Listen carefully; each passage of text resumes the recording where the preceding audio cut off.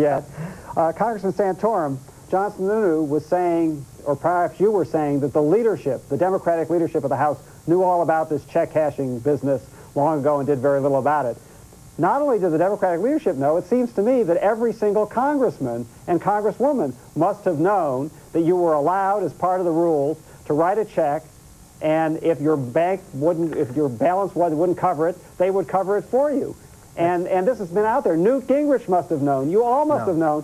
Why this to me shows what a phony scandal it is.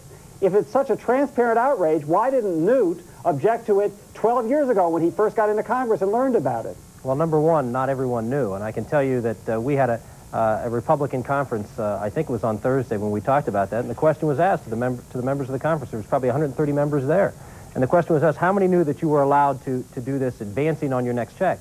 And I'd say 5 or 6 hands went up in the entire conference. This was not well known, at least on the Republican side of the aisle, it was not well known. I would suspect if you went in the Democratic conference, you'd probably have a different story. Well, I gotta say, you Republicans are dopes then, because I did a little research over the weekend on Nexus, the computer database of newspapers, and I called up House Bank and Congress, and it turns out that 2.5 years ago, there was a story in the Washington Post laid out the whole business, the whole rules. There was a GAO report, Government Accounting Office, a unit of Congress. Any member of Congress can get access to it. Didn't even need to get access to it. It was there in the newspaper. Anyone who wanted to know about this could have known about it years ago, and you guys didn't complain until you saw an opportunity to make a big fuss about it and score some cheap political shots and distract attention from President Bush. Let's don't talk you guys. When this guy, who was a freshman member, heard about this on the floor of the House back in October, I was the first one to run to the floor the next morning and say we weren't going to stand for this and we weren't going to allow this to be muddled over.